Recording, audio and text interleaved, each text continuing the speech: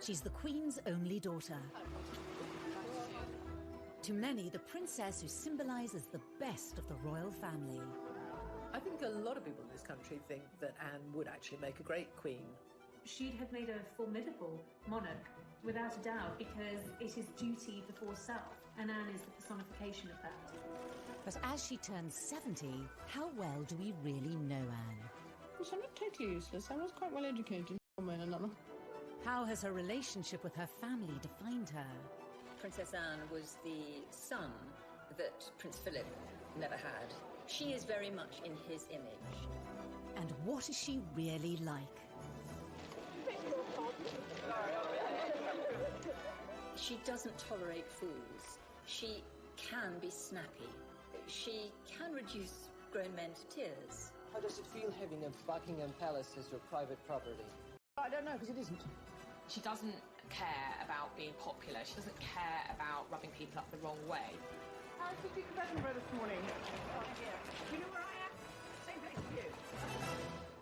We reveal the truth behind her most memorable moments. From the dramatic... Good evening. There's been an assassination attempt on Princess Anne and Captain Mark Phillips. It was an extraordinary incident, and she handled it in the most extraordinary way. To the controversial. Divorce? Very mirror. Never been mentioned. These were love letters. There was something going on between the two of them. No, I have no comment to make on the news at all. We follow the highs and lows of an extraordinary life. She might not be about hugs and cuddles and compassion, but she is about duty and responsibility and hard work. She's still making headlines after 7 decades in the spotlight. But is she the best queen we never had? The Princess Royal.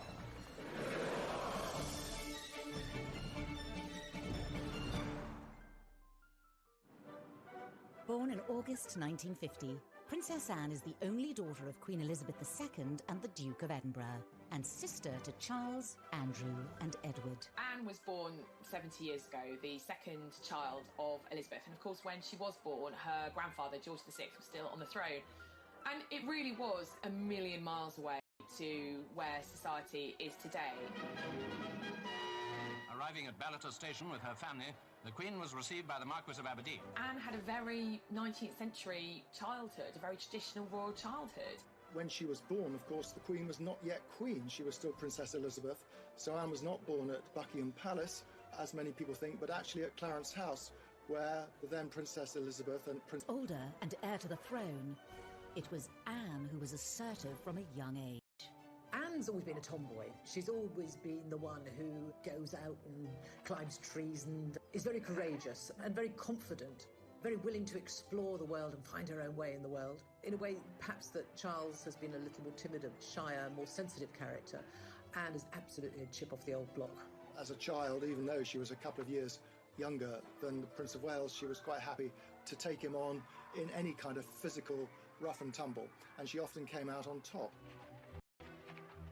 One person with a better insight into Anne than most is Katie Nicholl.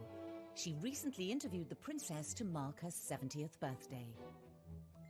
I think growing up with 3 brothers, it was inevitable that Anne was going to be pretty tough, pretty resilient. She had to learn from an early stage how to hold her own as a girl in the royal family, second born to Charles. And, I think there was a lot of competition between the siblings. So Anne was always going to have to stake out her own role in the royal family. The princess had to become independent from an early age. She was not even 3 years old when her mother became queen in 1952. You have to remember that Anne was the daughter of a working mum, which in those days was not that usual. And she had a very hard-working mum. Elizabeth was away a huge amount. I mean, Anne was tiny when her mum and dad went off for 6 months around the Commonwealth. So she and Charles were left not exactly to fend for themselves, but certainly they were largely brought up by nannies and governesses. Growing up, Princess Anne spent much of her time separated from her family. Anne had quite a solitary childhood in many ways because she had her brother Charles, and then there wasn't another sibling for a further 10 years, actually. So it was herself and Charles at home being educated at home until Charles went off to boarding school, and then there was just Anne. And she was left with her governess for, I think, the best part of 7 years. But it must have been a very strange existence.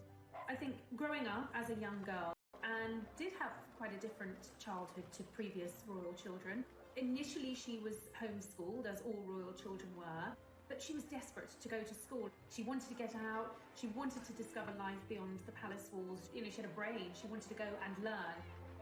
Up until this point, all British female royals had been homeschooled, but Anne broke the mould. She was the first princess to go off to ordinary school, if you like. Very posh school, very posh indeed. But she fitted in very well. I think she enjoyed life as a boarder at this school with other young girls to lark around with. Wasn't brilliantly academic, much more interested in sport, much more interested in horses, of course. She was an independent little girl from a very early age and, you know, to a degree, had to become quite a grown-up child quite quickly and that commitment to duty, you know, what she saw her mother do. She was the daughter of a working queen. I'm sure that has all contributed to the woman Anne grew up to be. But unlike her mother, the princess was never destined to be queen. In a way, it's quite sad because you have this amazing kind of role model in her mother who was a very strong woman, a very powerful woman, you know, back in the 50s and 60s, which was kind of post-war, when women's rights and equality was really, really starting to take off and be incredibly important. And her mother was a great role model. And in some ways, it's a shame that Anne wasn't born first. But even if she had have been first, the rules back then, the law of primogeniture back then meant that any boy, any son born to a monarch would always take precedence over his sister. Because of the rule of primogeniture at the time, Anne's brothers all overtook her in the order of succession. When she was born, she was third in line to the throne after her brother and her mother. Grandfather was then still the king. And then when Princess Elizabeth ascended to the throne, Anne obviously moved up, and for many years she was number 2 to Charles. But obviously things changed when the Queen had that second burst of motherhood with the arrival of Prince Andrew in 1960, and then 4 years later Prince Edward in 64. Anne moved down below her brothers. That was the system then. A lot of people have never been very comfortable with it, but that's how it was. And I think Anne accepted it. Princess Anne discovered that there were advantages to not being the heir. She knew that she was never destined to be queen, and it meant that she was spared a lot of the upbringing that her brothers had to go through. She was allowed a little more freedom. She was able to do what she wanted to do, wear the kind of clothes she wanted to do, see who she wanted to see. It was a degree of freedom, encouraged, I have to say, in part by her parents. Throughout her life, the princess has continued to be pushed further away from the throne. So she's now 14th in line to the throne. She slipped down behind her brothers, Edward and Andrew, their children, and then, of course, the children of Princes William and Harry. So she is currently 14th in line to the throne and therefore very unlikely to ever become queen herself. I think playing second fiddle to Charles and then being leapfrogged in line to the throne by, of course, Andrew and then Edward, and subsequently pushed further down the line of succession, I think Anne very much wanted to create a role for herself within the royal family and to break free, particularly of Charles's shadow. She may have fallen down the line of succession, but many believe Anne is number 1 in her father's eyes. Well, it's long been rumoured that, you know, the Queen's favourite son was always Andrew, and being the only daughter, so very possibly there was some favouritism from Philip to his daughter, and I think she's always looked up to her father. We know that Charles found it difficult being the eldest son, found it difficult being Prince Philip's son, but there wasn't quite the same pressure on Anne. As she grew older, Anne's similarities to her father brought them ever closer. I've always thought that Princess Anne was the son that Prince Philip never had. She is very much in his image, and I think that is what he wanted Charles to be. And Charles was a very sensitive child who grew into a sensitive man who is emotional. Anne is none of those things. Anne is very straightforward, very blunt, calls a spade, but is also very funny. And her father is very funny. And I think they have absolutely the same sense of humour. Does the press really annoy you? Yes, I think yes, I think it does. I think it wouldn't really be doing its job if it wasn't. Both of them can be quite grumpy, both of quite difficult. Both of them shoot from the hip, both of them say what they think, both of them are kind of keep calm, keep buggering on, and both of them have a really strong work ethic. Anne's early work ethic would stand her in good stead for her royal future, but would her strong character lose her favour? And how did she upset America as a teenager? She looked at the time as though she didn't want to be there, they said. She refused to answer anyone's questions, snappily saying, I don't give interviews. She doesn't tolerate fools. She can be snappy. She can reduce grown men to tears.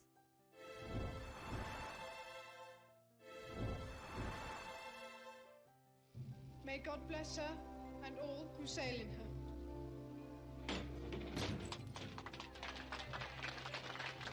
Princess Anne's incredible work ethic was evident from a young age. In 1968, aged just 18, she became a working royal. I think she's always had a sense of commitment from a very early stage in her life, and after school she decided that rather than go to university, she wanted to start working and becoming a full-time working royal, and that's exactly what she did. Anne didn't see the point of any further education. She'd had quite enough by the time she was 18, and said that she thought university was a very overrated pastime. She probably wouldn't have got in anyway because she didn't do brilliant in her exams. I decided, after my limited school career, not to go to university. Contrary to some reports, not because I couldn't go to university, but I didn't actually want to go to university. When the Queen and Philip went to Australia in 1970, Anne wasn't even 20, she was still only 19. She accompanied them, and it was the birth of what has become a real royal staple, the royal walkabout. There had never been a walkabout before, but such was the interest in the young teenage Princess Anne, and she was a very an attractive teenager.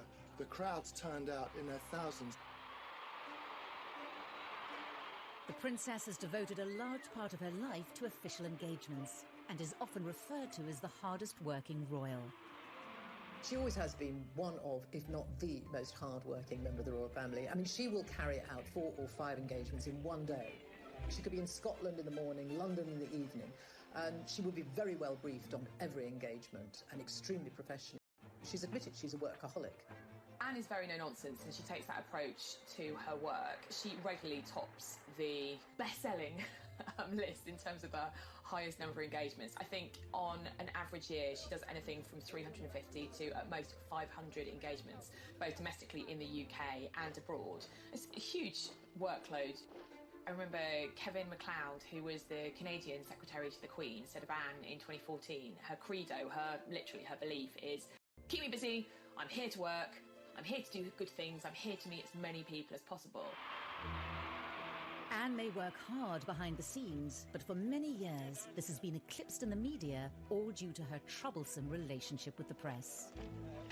This was apparent from her first visit to the United States in 1970, when the princess was just 19. One of her first foreign trips was to America, where she and Charles went together, and she was not very well received there at all. She went to the White House to visit Nixon when he was president, and there was a lot of negative press because she seemed to be so sulky. She looked at the time as though she didn't want to be there, they said. She refused to answer anyone's questions, snappily saying, I don't give interviews. She was very ungracious. It was very much noted that Anne didn't seem to have the friendly, soft, smiling face. She was wound up being dubbed Princess Sourpuss. The Americans said, why did she bother to come? It's quite clear she doesn't want to be here. So that was the beginning, actually, of pretty much a lifetime of often negative headlines for the princess. This early trip set a pattern for Anne's relationship with the media. There are probably members of the press, photographers particularly, who have perhaps been on the receiving end of Anne's shortness, shall we say. She can have a quick temper and not worry about a press pack there to capture every moment. And some of those moments were certainly unexpected. In 1969, while visiting troops in Germany, the world saw another side to the princess. We were kind of all knocked out when she was 19 and she went to Germany on a job. And we were getting pictures back of her. She is the holder of a heavy goods vehicle licence, and we saw her driving a 52-ton Chieftain tank. Astonishing. She also, on that same trip, she fired a submachine gun from the hip and got 8 bullseyes. And I think there would be lots of men looking at her in abject terror. Here she was, a young woman, and she was capable of doing all of this. Despite Anne's refusal to play the media's game, she was working hard to support the Queen.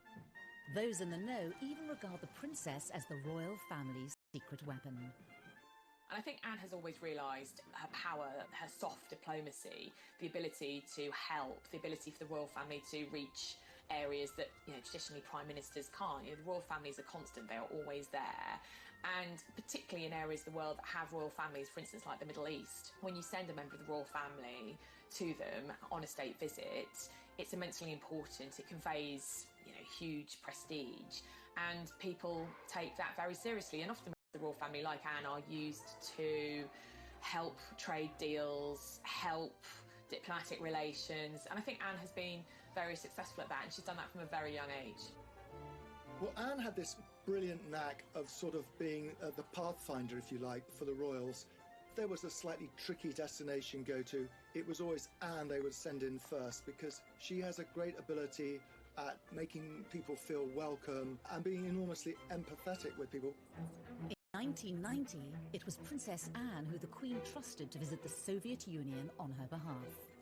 This historic occasion marked the first official visit by a member of the royal family in over 70 years. The last, coming before the Tsar, a distant relative of the Queen, was executed after the 1917 revolution. I suppose her most significant overseas trip was to Soviet Russia, as it then was, in 1990. How does it feel having a Buckingham Palace as your private property? Well, I don't know, because it isn't.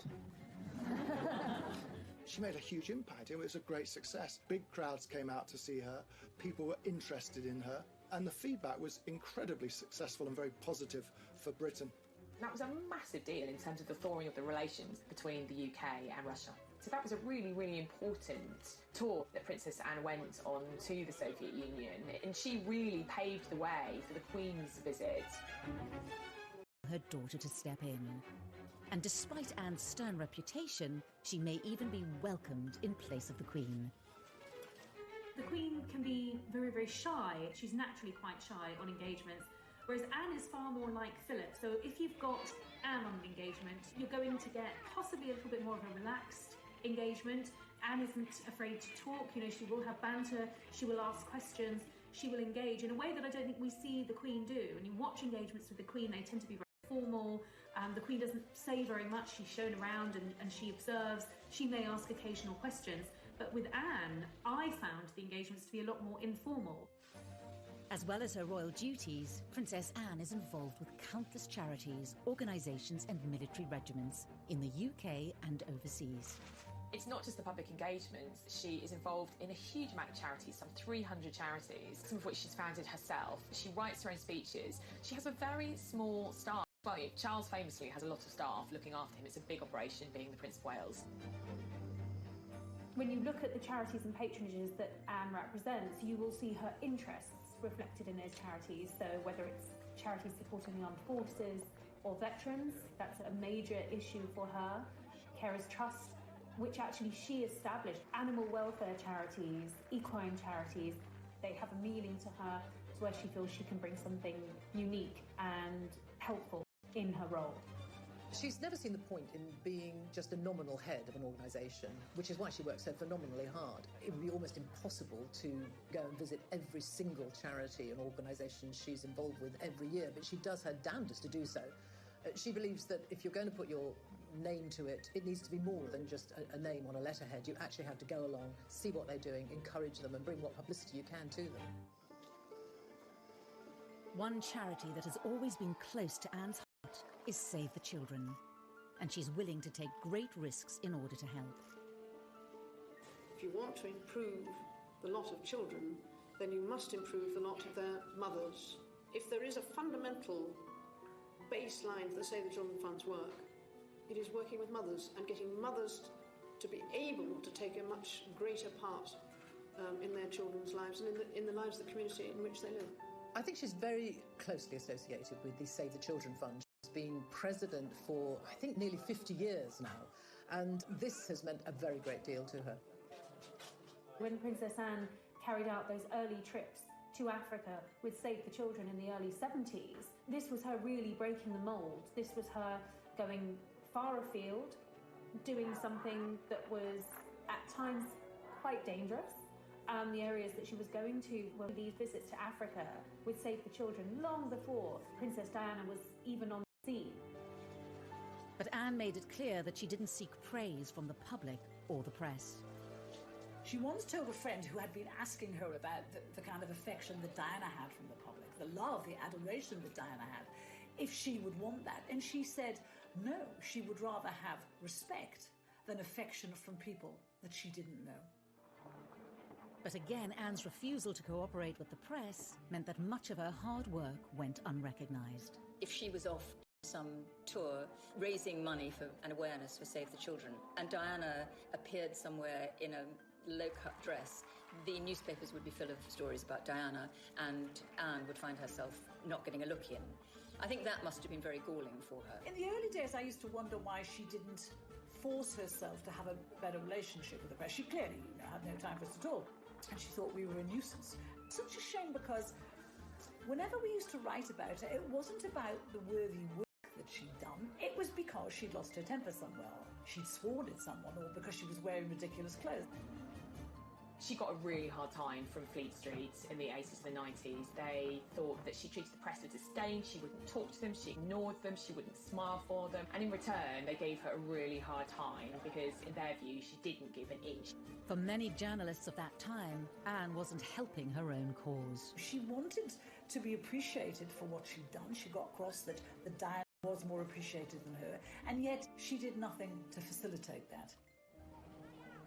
But this all changed in 1982, when the press followed Anne on one of her trips to Africa with Save the Children. They went in an attempt to get a story about her love life, but after realising she wasn't going to talk, they started to take note of her work and were surprised at what they saw. There was one particular tour where she went to Africa, and the photographers, the press pack, were with her as well for all that time. It was probably weeks. And she was visiting refugee camps in Africa. The press didn't really want to go along with her, but they did in 1982 go to Africa with her. And there they saw a princess who was utterly prepared to get down and dirty, really getting down to work, dressed, in jeans and a shirt and probably a headscarf, in dusty, hot, sweaty Africa, going into slums, the way we're not used to seeing a princess at all. And the tone changed, and suddenly there were positive headlines, and the good headlines such as she had not had at all before. And I think people began to appreciate that we had a very hard-working princess there who would travel the world and not stand on airs and graces. With a new understanding of her work behind closed doors, she doesn't tolerate fools. She can be snappy. She can snap at Lord Lieutenants, for instance, who are trying to keep her to a table. She can reduce grown men to tears. She's very like her father in that respect. And she is a very, very hard worker and wonderful at what she does. Very straight. She is what she is. And she's always said, actually, I've got to be true to myself. I am what I am. And that is a slightly haughty, imperious at times princess, but someone not at all snobbish, and someone with a common touch, albeit a common touch that often involves wearing white gloves. But, you can't take it away from her. She is a hard-working royal. But it's not only Anne's Olympic work ethic that has astounded the public. She's had a whole other career with highs. We had a world-class sportswoman as a working royal, and that's quite unusual. And lows. It's pretty humiliating to be seen covered in mud and water and scrambling after your pony.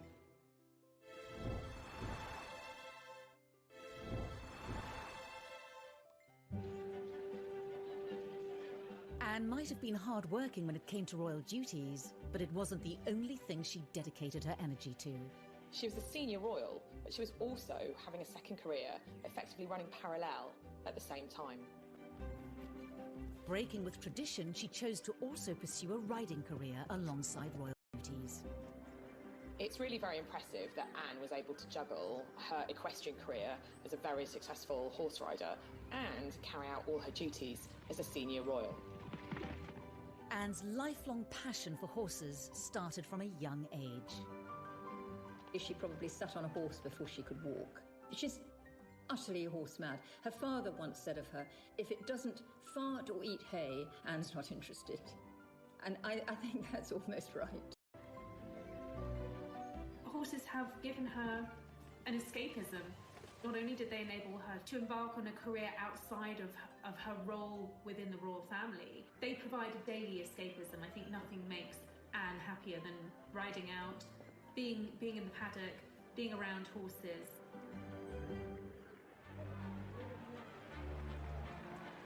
Horse eventing has long been considered a risky sport.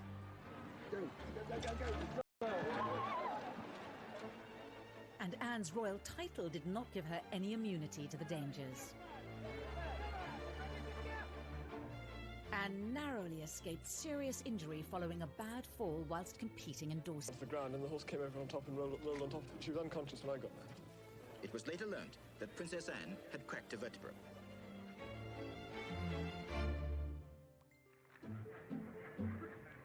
Growing success in her equestrian pursuits led to an increased level of press interest in Anne, much to the dismay of the young princess. When they were photographing her when she was riding at events, when she was doing cross-country, and they would be tucked behind a fence, and they would like nothing more than to see her fall off her horse. It was generally thought that this year's cross-country course at Burghley would present no more than a reasonable test for horse and rider. Not so. The 20th jump over a tree trunk into the water at the Trout Hatchery proved to be too much of an obstacle for most of the 60 competitors, not least for Princess Anne. And that was where she originally, the phrase that she's been tagged with ever since, where she told photographers to naff off.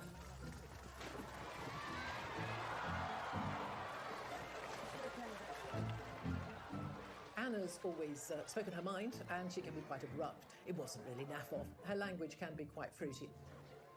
She hated the intrusion of the press, as she saw it, when she was trying to concentrate on riding.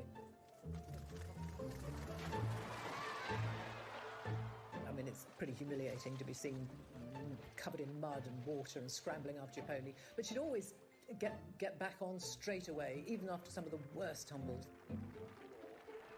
Anne's stoic attitude, however, won her admiration.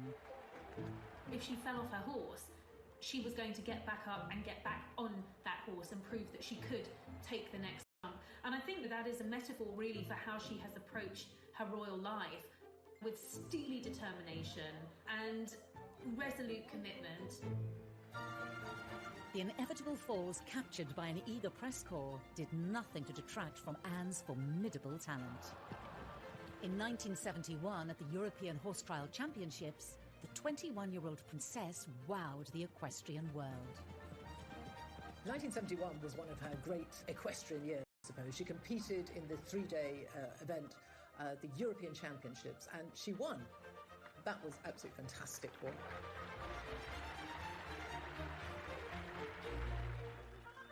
And sporting success allowed the public to see a different side of the princess. She was voted the BBC Sports Personality of the Year, which is always one of the greatest accolades you can have as an athlete, as a sports person. So there, in front of hundreds of other top people in their sports, she was fated as the top woman. It was a way of actual Personality of the Year, probably, in many ways, made Anne more relatable to the British public than she ever had been. Princess Anne's riding career reached its peak when in 1976, Anne was chosen to represent her country on the biggest sporting stage possible. Anne took part in the 1956 Olympics in Montreal as a member of the British team, riding the Queen's horse, Goodwill, in the eventing category. Competing in the Olympics, which I suppose was the biggest moment of her equestrian career, didn't go absolutely brilliantly, unfortunately. It was a team event and we didn't win, didn't even get a medal, but they were there and they did compete. This was the first time ever that a member of the royal family competed in the Olympic Games, and it was a huge achievement. She earned a great deal of praise and admiration, both in the world of sport, but generally, nationally. We had a world-class sportswoman as a working royal, and that's quite unusual.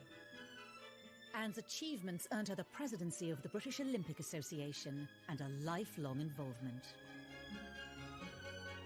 I think one of Anne's greatest successes in terms of British sporting history was bringing the Olympic Games to London in 2012. The Princess Royal led the well-known delegation, carefully carrying the flame inside a miner's lamp. Sebastian Coe has said that we actually owe her a bigger debt than most of us realise for having secured the London Olympics in 2012. Once again, she showed this character. If she believes in something and she takes it on, she will give 100% and more.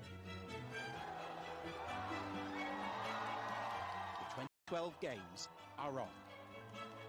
She went to pretty much every event she possibly could during the 2012 Olympic Games in London and around the UK, and really was the figurehead. Anne's dedication and leadership aside, the Olympic Games were also associated with a more personal moment in the princess's life. While at the Mexican Olympics in 1968, a young Princess Anne was introduced to a fellow rider and Olympian, Mark Phillips. Anne's pursuit of equestrian excellence didn't just kind of lead her to professional glory, it also led to her personal happiness as well. It was through the mutual love of horses that she met her first husband, Captain Mark Phillips, a lieutenant in the 1st Queen's Dragoons Guard. Of course, in her world of horses, Anne met quite a lot of dashing young men. She went out with quite a few of them. She went out actually with Andrew Parker as well, quite incidentally. But she was very keen on him. Her eyes finally set on Mud as an equestrian athlete. Everyone, I suppose, was looking for the princess to find a suitable husband, someone maybe from a foreign royal family, someone of a similar background, a prince who might be knocking around somewhere in the world. But she wasn't having any of that. She was determined to marry whoever she fell in love with. And the man she fell in love with was Mark Phillips. Determined that their courtship remained private, Anne was careful to keep her blossoming relationship from the press. We found out that she used to ferry Mark around in a horse box to secret locations so they could be together without anyone seeing. Well, there was, I think, an inherent distrust of the press on Anne's part. So when she did get engaged to Captain Mark Phillips, she made a point of outfoxing the media. Has it been a great strain keeping it secret and indeed keeping it away from people like ourselves? I think it has, yes, it became rather a strain. It did annoy the press a great deal because at that time the rumours were knocking around that she was going to engage, she was engaged, she was going to get engaged to Mark Phillips, and the palace denied it. And the day after they denied it, the engagement was announced, which annoyed the press a great deal. The engagement was formally announced on the 29th of May 1973, with the wedding to take place in the November. A royal wedding fit for a princess. And a shocking kidnap attempt.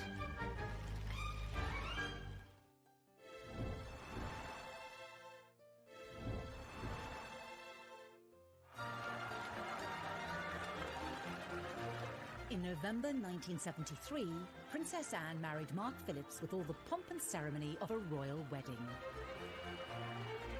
I think had she been able to have had things her way, it probably would have been a low-key wedding, but she was the first of the Queen's children to get married, the only daughter, so it was going to be a big deal.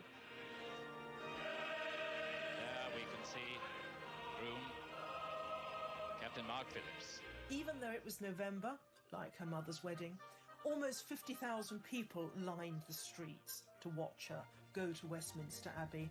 An estimated 500 million saw it on TV. A royal wedding has always cheered people up, and in this, as in everything else, Princess Anne, when pushed, delivered.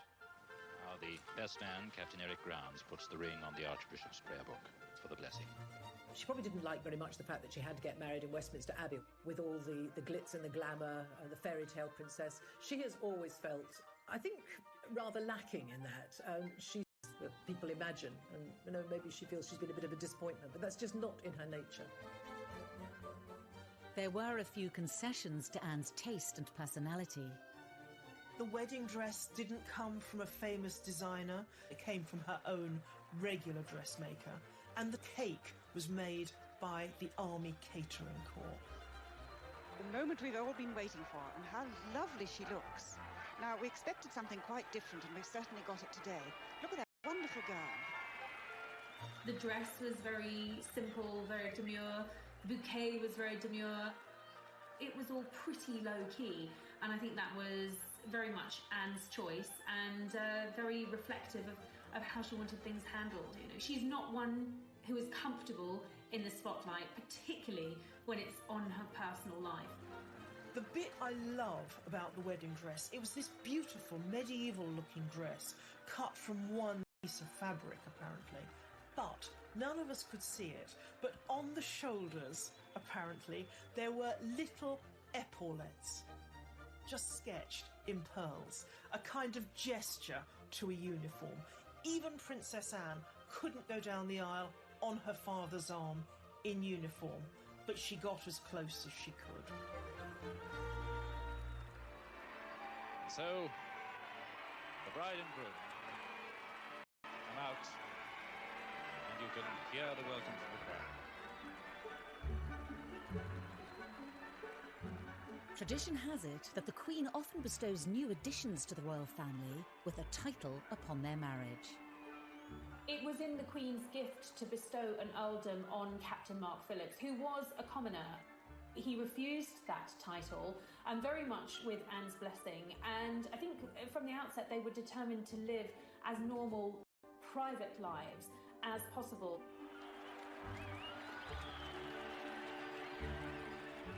It looks as if that was partly a way of saying that Mark Phillips himself did not really want to take rank within the royal establishment.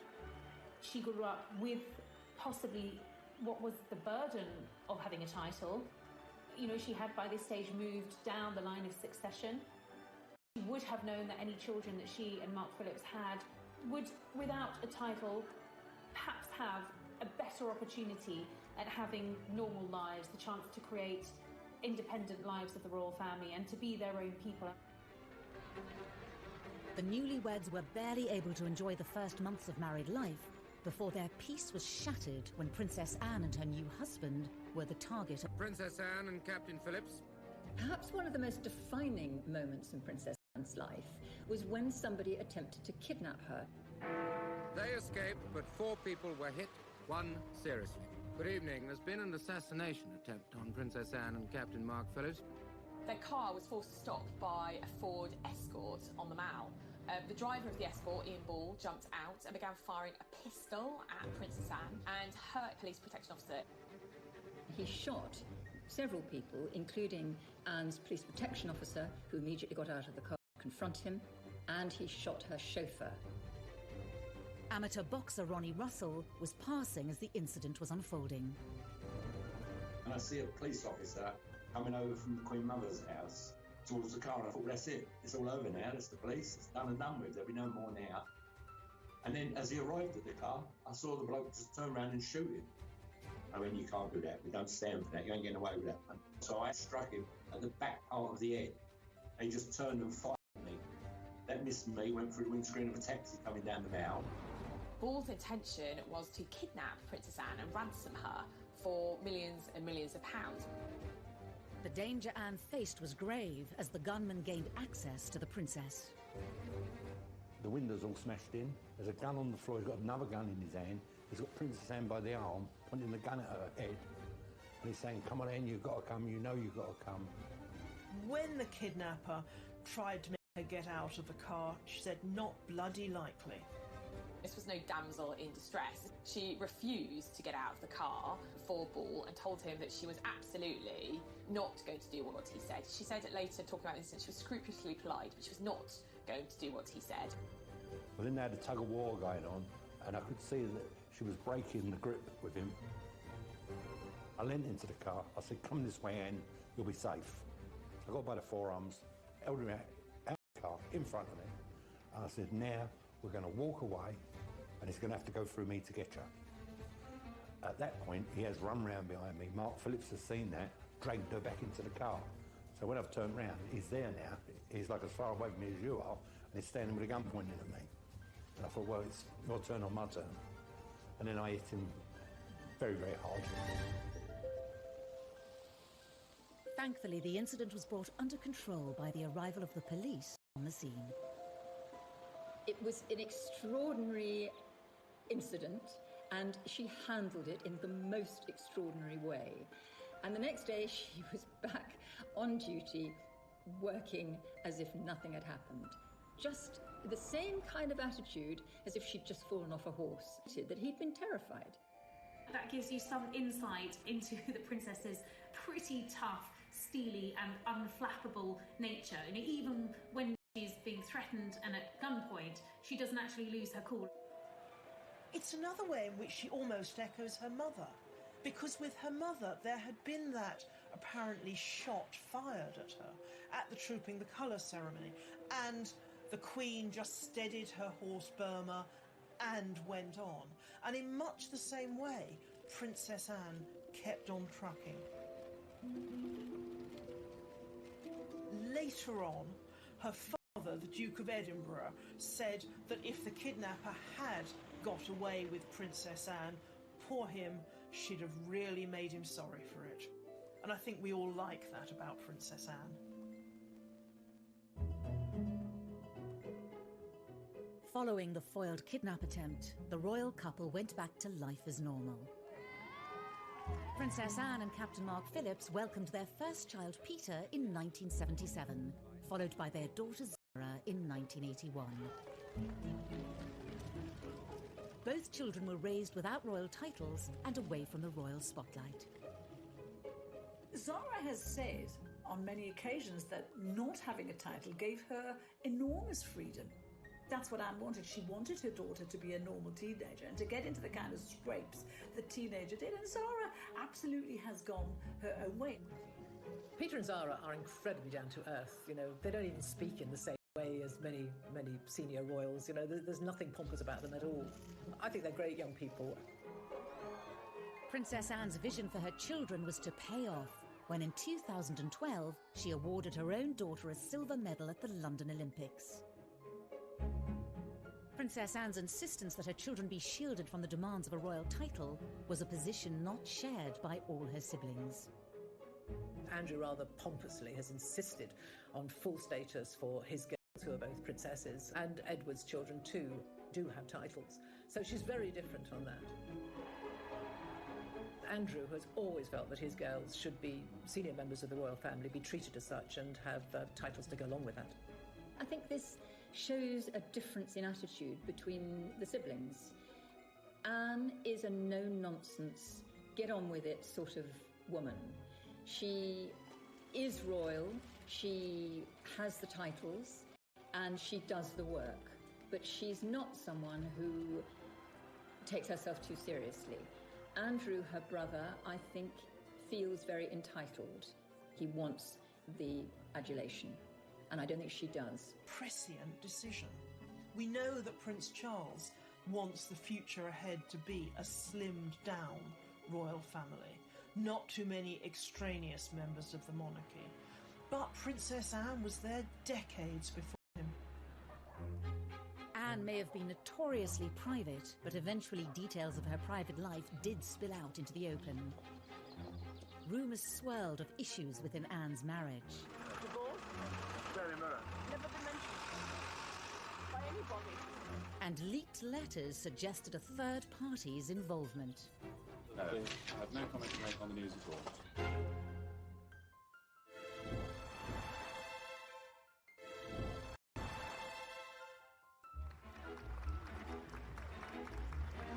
As she turns 70, Princess Anne has long enjoyed a reputation as one of the most tireless members of the royal family.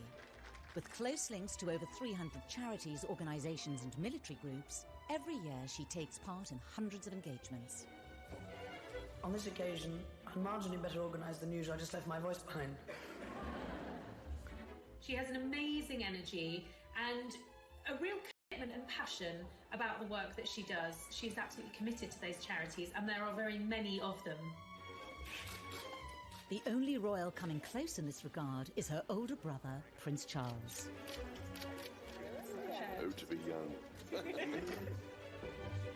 Last year, he just pipped her to the title of hardest working royal, undertaking 521 outings compared to his sister's 506.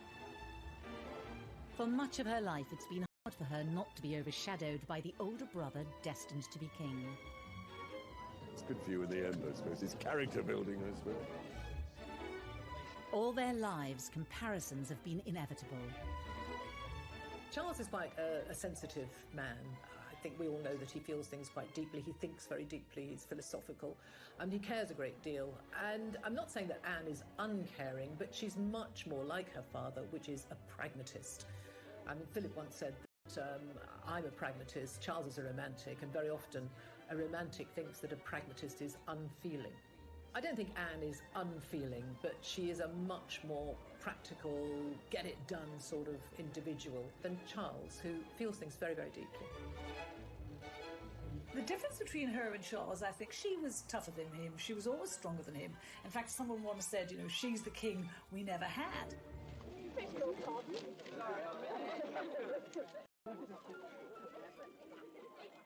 But Anne hasn't only found herself being compared to Charles. In the 1980s, when he married Diana, they'd been like never before. From where she sat, he was a woman who had worked incredibly hard all of her royal life. And she saw Diana and Fergie come into the scene, and they were splashed over the papers every day, not always for the hard work they'd done, often for their antics and their silliness and their messing about. And Anne was upset about that. She had started her charitable life with Save the Children. Diana worked for the Red Cross. You know, within a year of Diana working for the Red Cross, she was hailed a saint, a heroine. You know, people were thanking her and saying how wonderful she was. And Anne resented that. If you want to improve the lot of children, then you must improve the lot of their mothers. When Diana started her charity work, it was her hands-on approach that caught the eye and was in stark contrast to that of her sister-in-law. She might not be like Diana, she might not be about hugs and cuddles and compassion, but she is about duty and responsibility and hard work. And I think, as old-fashioned a concept as that might be, I think that's why we like her. It wasn't just in this area that the likes of Diana overshadowed Anne. Amidst all the royal scandals involving her siblings and their partners, Anne emerged untainted. And yet she's not without her own misdemeanors. She received her first speeding fine when she was 20, and she's gone on to get several more. She was even banned from driving for a month in 1990. It's also often forgotten that Anne remains the only senior royal to have a criminal record. In 2002, she pleaded guilty to charges that her dog Dorothy, an English Bull Terrier, bit children in a park. Convicted under the Dangerous Dogs Act, she was fined £500.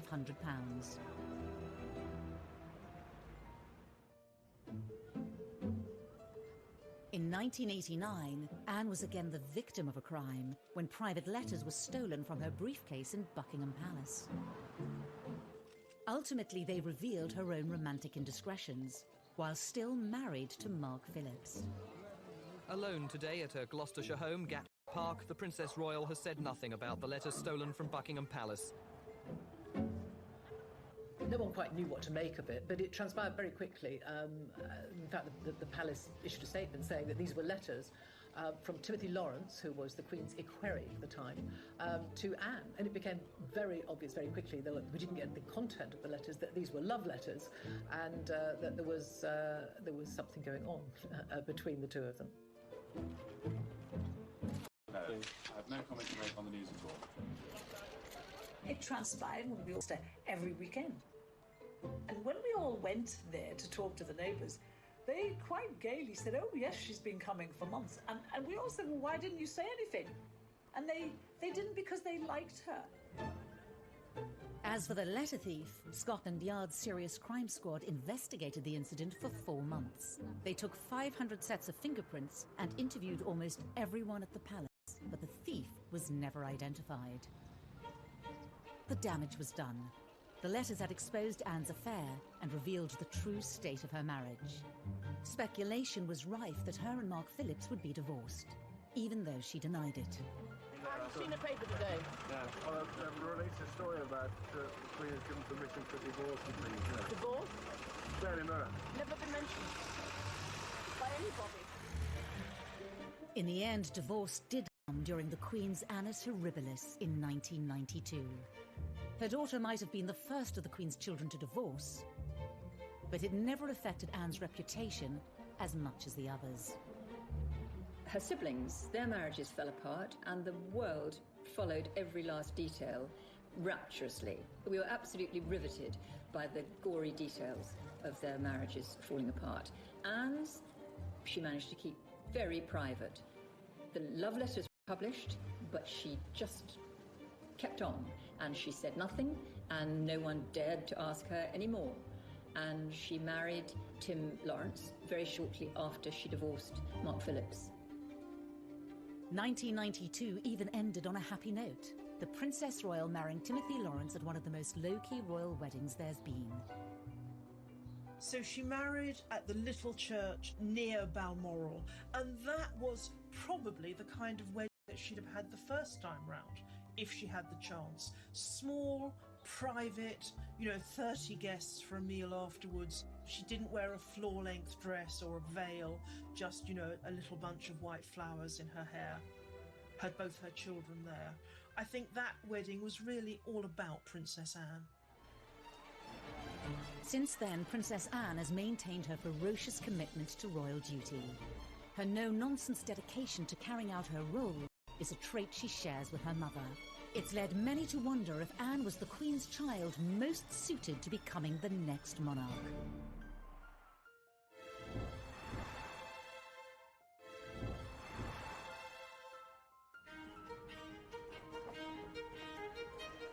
At 70, Princess Anne is as energetic in her commitment to the royal family as ever. In March 2020, she was at Paddington Station to unveil a train named after the here, wearing this uniform, which is one of the only things I share with Odette, to represent First Aid Nursing Yeomanry. I think Princess Anne is a great ambassador for the United Kingdom. I think we've all come to feel that she reflects a lot of what is best about British royalty. The naming of this intercity express train. To many, Anne has all the qualities needed to have been a great queen. When you think of Princess Anne, I think people do think of someone who's incredibly hardworking, who's very committed, and a woman who, frankly, had she ever become queen, I think most people are quite unanimous that they think she would have been incredibly good at the job. She has all the qualities, the main one being the sense of duty. The one thing that makes the Queen stand out is her enduring sense of duty to the people of this country. And I think Anne absolutely has that. Although to others, her abrupt, straight-talking manner, similar to her father's, would not be ideal. I don't think her temperament is right for the role. Possibly she would have been different if she'd known that she was the heir, and maybe she would have controlled her outbursts. But I doubt. I think she is very like her father. And her father has been a great consort all these years and added a great deal of colour to the royal family, and we've been able to laugh at some of his jokes, but I think it's a very good thing that it was the Queen who's actually been in charge. I think that keep calm, carry on persona and that hard-working persona would suit her very well as a monarch. But actually, I think the real Achilles heel for Anne is that she doesn't play the game. She doesn't care about being popular. She doesn't care about rubbing people up the wrong way. And as a monarch, you can't have someone shooting from the hip and saying what they think. That veneer, even if it is just a veneer of inscrutability, is so important. I think a lot of people in this country think that Anne would actually make a great queen. But personally, I think that we need someone who is a little less steeped in tradition. I mean, Anne herself has said that she doesn't see any point in changing things for the sake of change. If things work, then leave them the way they are. And that makes things rather stuffy, in my view, too stuck in the established way of doing things. So I think we need a moderniser, and I think to a great extent Charles will be, and William certainly will be. For many, though, as the royal family has modernised and certain popularity increase in recent years. As the carefully choreographed media profiles of some of the younger royals have fractured, Anne, for all her faults, is still going strong. She really is kind of the unsung hero, I think, of the royal family. She just gets on with it, opening factories, visiting supermarkets, supporting charities. She doesn't get much media coverage anymore, and that's exactly how she likes it. Throughout it all, Princess Anne has remained fiercely devoted to the monarchy and her parents. A rare chance for them to talk about each other in their understated way came at Anne's 50th birthday party in 2000. Really thanks to their example, their advice and their help that you're all here tonight. They're very proud of her, and that's all Anne's ever needed, approval from them. She doesn't need it from anybody else, and that's why she can be so rude to people. She doesn't care what they think of her. I think the only two people in the world she cares about, who think about, is the Queen and Prince Philip. I have been touched by the warmth of the appreciation that all these many friends and colleagues feel for your energy and dedication.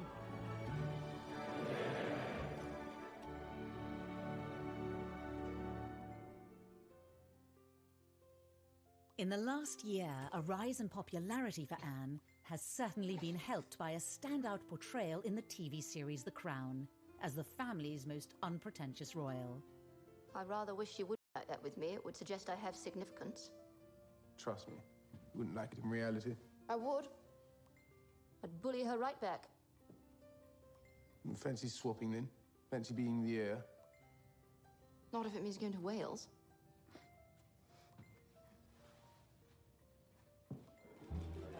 Also being seen sharing a laugh with world leaders as they appear to talk about Donald Trump.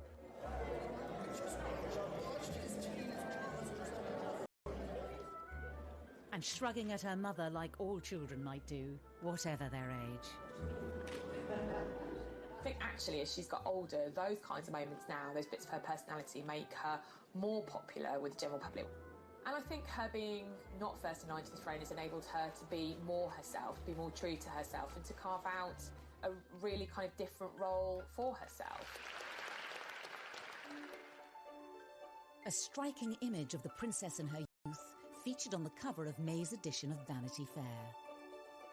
And in a revealing interview to mark her 70th birthday, she said it's about serving, and credited her parents for influencing her work ethic.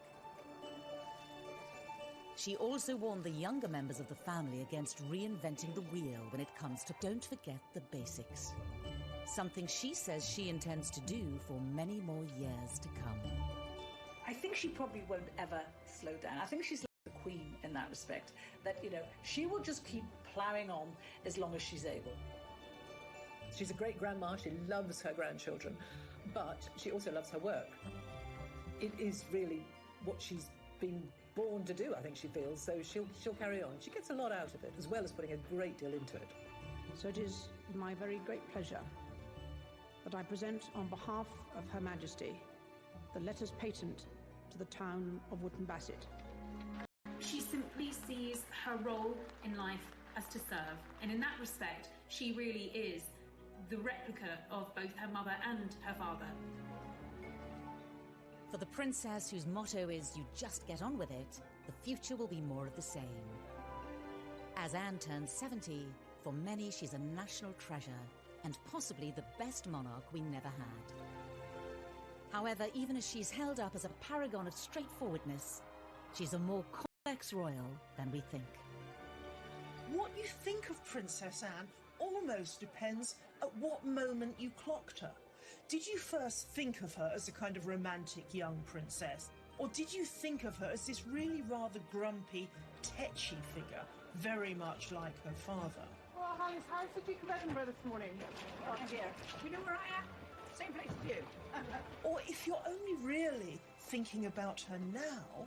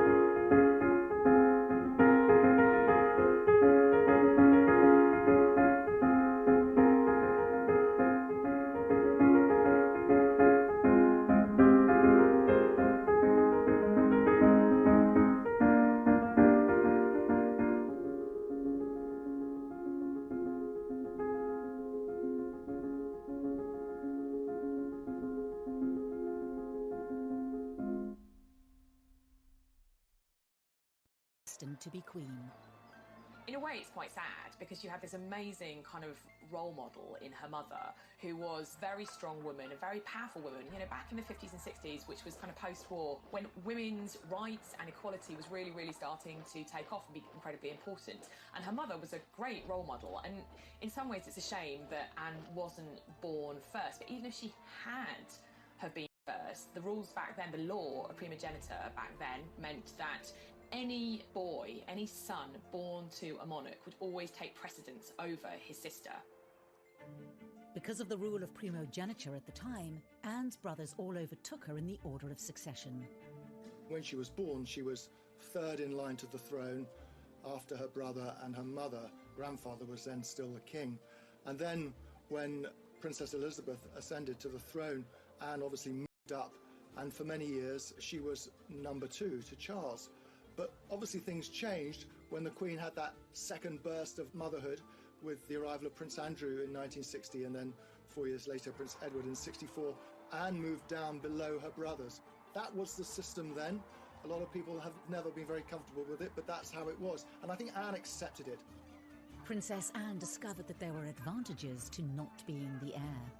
She knew that she was never destined to be queen, and it meant that she was spared a lot of the upbringing that her brothers had to go through. She was allowed a little more freedom. She was able to do what she wanted to do, wear the kind of clothes she wanted to do, see who she wanted to see. It was a degree of freedom, encouraged, I have to say, in part by her parents. Throughout her life, the princess has continued to be pushed further away from the throne. So she's now 14th in line to the throne. She slipped down behind her brothers, Edward and Andrew, their children, and then, of course, the children of Princes William and Harry. So she is currently 14th in line to the throne and therefore very unlikely to ever become queen herself. I think playing second fiddle to Charles and then being leapfrogged in line to the throne by, of course, Andrew and then Edward, and subsequently pushed further down the line of succession, I think Anne very much wanted to create a role for herself within the royal family and to break free, particularly of Charles's shadow. She may have fallen down the line of succession, but many believe Anne is number 1 in her father's eyes. Well, it's long been rumoured that